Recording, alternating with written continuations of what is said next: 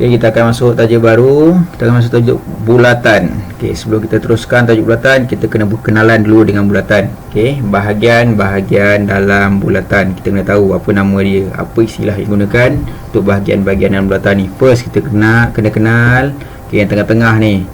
Nama dia pusat bulatan. Okay, yang kedua warna merah ni. Daripada bulatan, daripada pusat ke bulatan ni nama dia jejari. Okay, yang warna biru ni straight. Garisan straight yang kena bulatan, kena pada pusat, kena pada bulatan balik, nama dia diameter.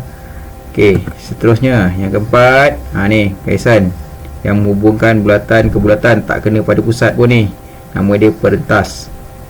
Okey, seterusnya ni satu bulatan penuh. Okey, istilah dia kita panggil sebagai lilitan. Okey, bila kita tanya lilitan maksudnya satu bulatan penuh. Okey, seterusnya ingat lagi apa nama benda ni tadi kita belajar tadi, nama dia perentas. So kawasan luas yang berada di atas perentas ni kita panggil dia tembiring minor. Okey, yang besar ni bahagian bawah ni kita panggil dia tembiring major. Okey, seterusnya okey, ni apa nama dia tadi? Nama dia jejari, ni jejari. Okey, kawasan ni kita panggil dia sektor minor. Okey, yang besar sektor major. Okey, yang kecil ni pula ni lengkuk ni, yang sikit je ni. Okey, lengkuk ni kita kenali sebagai lengkuk minor. Yang besar ni kita kenali sebagai dia lengkuk major. Okey, sekarang ni kita nak tengok sifat garisan dalam bulatan. Okey, sifat simetri perentas. Okey, sifat-sifat garisan dalam bulatan. Okey, yang pertama. Okey, ni apa nama dia tadi? Diameter. Okey, diameter ni secara matematik dia jadi paksis simetri pada bulatan tu. Okey, ada banyak paksis simetri ni. Okey, boleh jadi kat sini, boleh jadi kat sini. Saya tunjuk contoh satu je. Okey, diameter. Diameter matematik jadi paksis simetri bulatan. Okey, yang kedua, jejari yang berserenjang dengan perentas itu ialah pembahagi dua sama perentas. Okey, maksudnya kat sini ini perentas. Ini apa nama dia tadi? Jejari. Okey, jika jejari ni bersenjang, maksudnya bersudut 90 darjah dengan perentas ni, automatik perentas ni tengah-tengah ni adalah pembahagi dua bagi perentas tu. Contohnya kat sini kalau 2 kat sini pun 2. Kalau kat sini 4, kat sini pun 4. So total dia katakan 10, katakan total 10. Okey, katakan panjang daripada sini sampai sini 10. So pembagi 2, so ini 5, ini pun 5. Okey, seterusnya perentas yang sama panjang menghasilkan lengkuk yang sama panjang dan sebaliknya. Maksudnya kat sini perentas ni dengan perentas ni. Okey, simbol ni ingat lagi, maksudnya sama panjang. Ini pun sama panjang. Bila sama panjang kedua-dua ni, maksudnya lengkuk kat sini, lengkuk ni dan lengkuk ni sama panjang. Okey. Okey, dua perentas ini. Dua perentas 1, 2 yang sama panjang adalah sama jarak dari pusat bulatan dan sebaliknya. Okey, maksudnya kat sini perentas ni dengan perentas ni sama panjang. So garisan ni dengan garisan ni automatik sama panjang. Okey, dengan syarat ni bersudut 90 darjah. 90 darjah. Okey, ulang balik kalau perentas ni dengan perentas ini sama panjang, automatik garis ini dan garis ini sama panjang. Okey, seterusnya apa warna merah ni? Warna merah ni garisan yang berserenjang dengan perentas.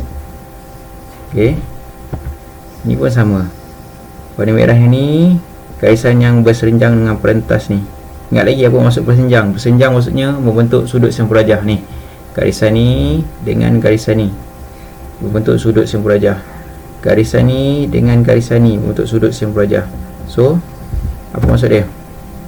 Garisan yang bersilang ni, garisan yang bersenjang ni antara dua perentas ni, perentas ni garisan bersenjang dia ni, perentas ni garisan bersenjang dia ni. Okey, persilangan ni adalah pada pusat bulatan.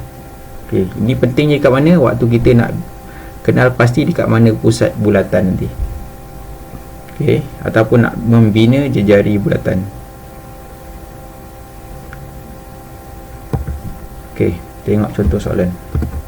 Okey, diberi MN sama dengan 3 cm, cari PN. Okey, MN sama dengan 3, so cari NP ataupun PN berapa. Okey, ni kita tengok yang tadi tu, sifat-sifat garisan pada bulatan. Ni, bila jejari kena pada perentas membentuk sudut 90 darjah, automatik jarak ni dengan jarak yang ni sama. So kalau kat sini 5, kat sini pun 5. Dalam soalan tu kita tengok, kalau ini 3, MN 3, automatik PN ataupun NP sama dengan 3 cm juga. Okey, tengok contoh soalan yang kedua ni. Okey, diberi MO sama dengan 8, M dengan O sama dengan 8. Dia suruh cari OQ. So kita tengok sifat pada bulatan tadi, kita belajar tadi ni. Okey, bila perentas ni dengan perentas ni sama panjang, automatik garisan ini dan garisan ni juga sama panjang. Kalau kat sini 3, kat sini pun 3. Kalau kat sini 10, dekat sini pun 10. Okey, dalam contoh soalan ni, garisan ni MO ni sama dengan 8. So panjang OQ ataupun QO sama dengan 8 cm. Okey, mudah ya. Okey, kita beralih kepada soalan yang agak mencabar sikit. Okay, kita nak cari nilai panjang ST. Okey, panjang ST kita nak cari yang ni. Okey, sebelum kita cari panjang ST, kita tengok apa yang ada dekat gambar rajah ni.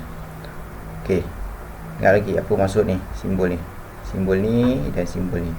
Maksudnya panjang lengkuk ST dan panjang lengkuk PR sama.